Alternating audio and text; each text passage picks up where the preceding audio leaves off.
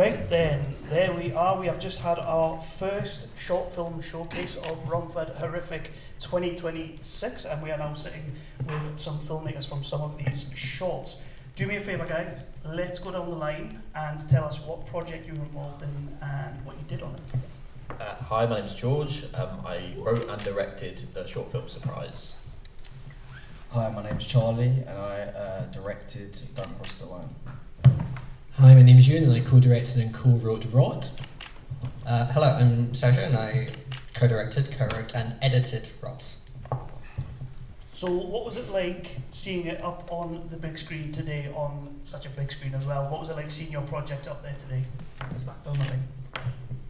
Yeah, it's crazy seeing it on a big screen because I've been looking at it on a laptop for the last half a year, so it's pretty nice to see it on a screen where you can actually see all the details and what's going on. So yeah, it's pretty good to see it. Yeah, no, it was great. It was cool to see, it actually still holds up on a big screen as well. Because sometimes you're not sure when you do the DCP, actually they're gonna just the colour's not gonna pop, the black's not gonna be as detailed or whatever. But yeah, I was happy to see that it was actually it was cool.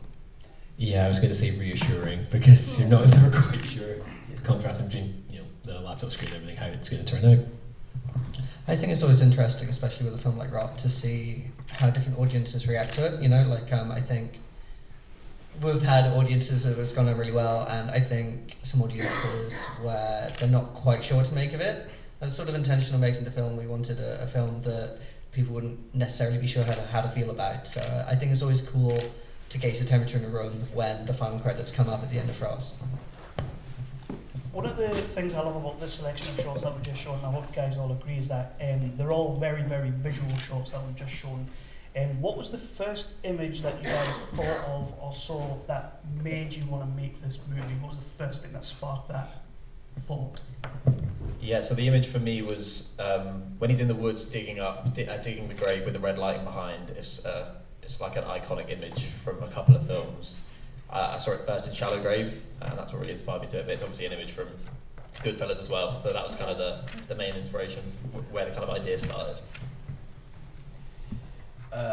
For me, it's hard to say. We did this as part of a 66 horror film challenge, where we had to write, shoot, and edit a horror film in 66 hours, and so it was all very quick. So I guess we kind of had the image of the spider, the spider wolf thing, and the idea of someone sort of cutting their wrists was kind of the first images we had, that sparked the idea. So. I think the first image we had was just we had a flat that was in a pretty bad nick at the time, and I think the thing that really evoked it was how can we use a wall that looks like this, or a floor that looks like this, or something like this. That was really the first image. Was what can we narratively draw out of this sort of scene, I think. And I'm gonna stick on Don't Cross the Line for a second, because I have a mortal fear of spiders. So your shot was my least favourite shot. But that's a fear thing, really. And what I you did our job right there. What I like about your films is there's a lot of let people imagine it. Do you guys think, when it comes to horror, when it comes to these things, are you better off showing it, or are you better off just letting people? Because again, with the spider, you don't really see a lot of it. But is that your kind of thing when it comes to horror? Yeah, I think that the more you show, the less scary something is. If you'd have seen what that spider actually looked like, you would not be frightened in the slightest. It was the most ridiculous thing. The way we did that, but we thought if we hide it in shadow, we were actually worried that it would look silly, that it wouldn't look right, and then we were like, when we put it in the shadow, hopefully, and then we put it in there, we were all a bit like, ugh. And we kept forgetting it. We left it in the garage. So we would walk in and do it. I'd be like, oh fucking, what's that? So, but I think the less you see, the better. And when it comes to Rot, what do you want? Because it is quite somewhat political kind of statement as well with what you're doing. What do you hope people walk away from Rot thinking, or for the next couple of days? Well, I think when we were sort of writing and sort of planning it out, we sort of want to evoke this sort of sense of urban decay and the sort of generational hopelessness, which I think is kind of the vibe that a lot of people nowadays feel. They go on social media and all that jazz, it's doomscrolling and despair. So that we sort of wanted that sort of stick in the mind of like there are, you know, people out there, or people who even feel this way, who like are just stuck in this, you know, decay, literally rotting away at home, and we wanted to just draw attention to that and just have that as a focus. And you know, obviously the film's not literal, but we wanted just to evoke that feeling of like, you know, isolation. I think everyone feels increasingly nowadays. I'll pass over to Saoirse. She'll have some more thoughts. Yeah, totally. I think like the people who had lived in the flat before, before I moved into it, we showed up my flat, was this family of Syrian refugees who had been allocated it by the council, which is sort of the reason that, like, the reason the flat was in the state it was when I moved into it was 4 people living in a room that small is going to cause problems, I think. And that's what really started me down started us both, I think, down the road of exploring lives like that with this sort of film. I think we also talked about this film, Visions of a Life, when we were brainstorming it, which is a sort of docudrama about this lady who died in her 1-bedroom flat and then wasn't discovered for goodness knows how long, because she just didn't have any friends or anyone who would check in and see sort of how she was. And I think, yeah, like, we wanted to bring our own feelings of just sort of like where our generation's at as well, sort of the opportunities available, and sort of the way that opportunities are disappearing for the young generation as well at the minute.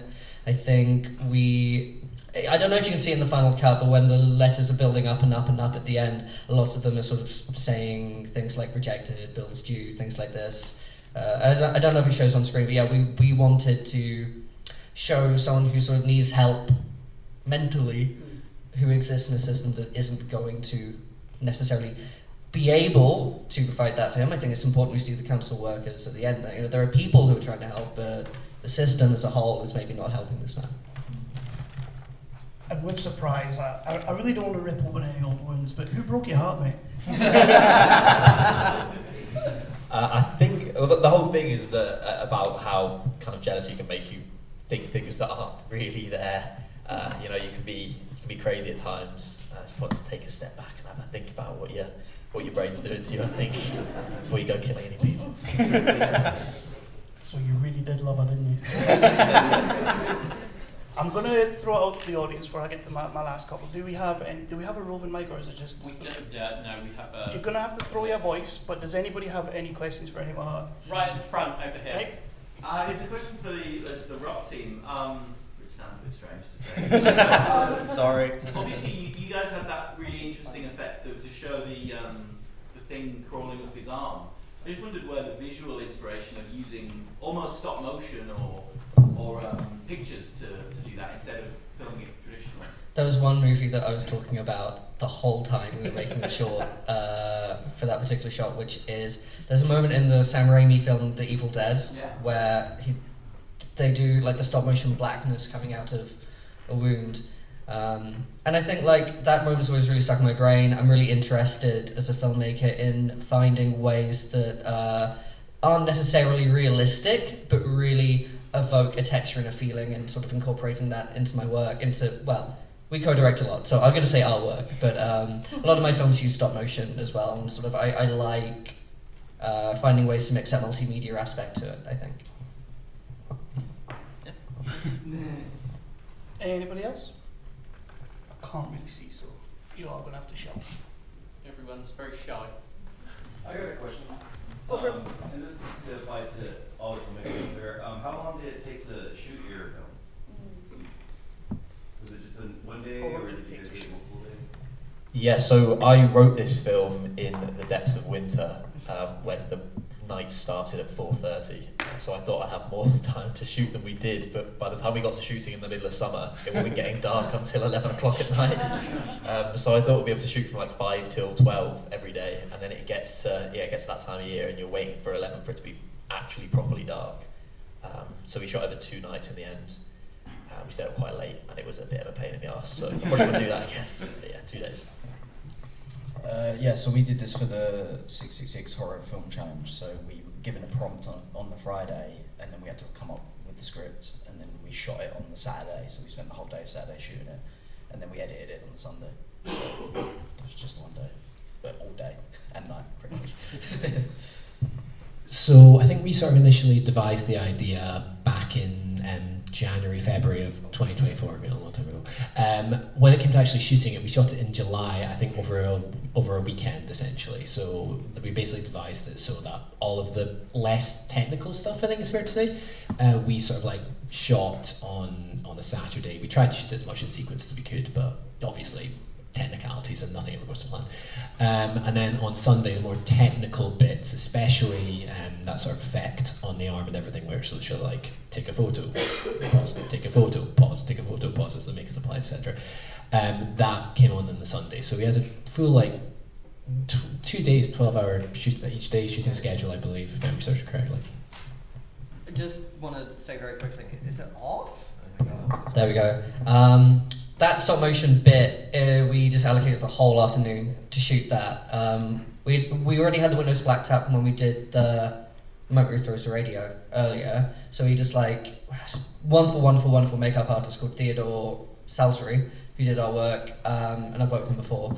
Just a whole afternoon, we had Scott, our actor, lean his hand against one of our camera grip rails, and then we just did a little bit of makeup, took a photo, and that was all afternoon. And it has been the most comfy day as a director I've ever worked. Sat on the sofa in front of my monitor, and I think I gave like 2 notes all afternoon, which was like, can we make it a little bit darker, you know, like this sort of thing. Yeah, it was a good afternoon. So I'm going to round out with a little bit of a fun one. If you were to go back and take some of your stuff that you didn't use for this movie for somewhat of a blooper reel in the credits, what would be the highlight of your blooper reel for your short films? So I'd probably be making the body bag, which was a fun prop to make. We built it like just on set out of loads of bottles that we've been saving up for weeks and weeks. So building that weird looking humanoid bottle man was probably the highlight. The highlight for me was we were trying to do the neck slash effect, and we built this like device to do it with, and the week prior, like building up to it, it was working fine, and then when it got to the day of the shoot, it wasn't working, and we had like one take of it, and we had to get the shots, it had to be done that day, and I was like cracking myself. I was behind the actress with like this pump thing, and we just had to go for the shot, and I could see everyone's faces of just terrified of just this not working, and there was a moment where like I was like, alright, let's go for it, and called action, and it worked like perfectly, and I just got to see everyone's faces go from being petrified to being like wanted to scream. So yeah, I guess if I had that on camera, that would be the best thing ever. The blooper of just everyone like cheering for joy at someone getting their neck slashed. So, yeah. That's just difficult, isn't it? Breaks the day you need it. I think, well, for me personally, for like the effect just at the end of the film of just like when the mail's piling up, like we both stockpiled so much junk mail. Like the flat I was living in at the time, the previous tenants or something dodgy, I don't know, I kept getting letters to the door from all these blooming like debt chasing companies, etc. So I just stored them all and just they're in the film. So literally on the first day of filming, I think, I pulled up with like a big sack full of these junk mails, and Saoirse had the same, and we just poured them on the ground. And then literally when we were shooting that sequence, it was just this matter of just like cleaning up or trying to like just pile up for the effect of like how much there was, just loads of spam letters and everything constantly. Just very quickly, because I know I've got other people to see. I think for me, right at the end, right before our character dies, his makeup is so extreme at that point, and we only used that shot very briefly. I think it would be fantastic to have, if we were making a longer film, get to maybe use more, maybe even take it further or something like that. Well, guys, thank you so much for bringing your films to us. Thank you for submitting it, letting us show them up here, and most of all, being here today. Can we get a little applause?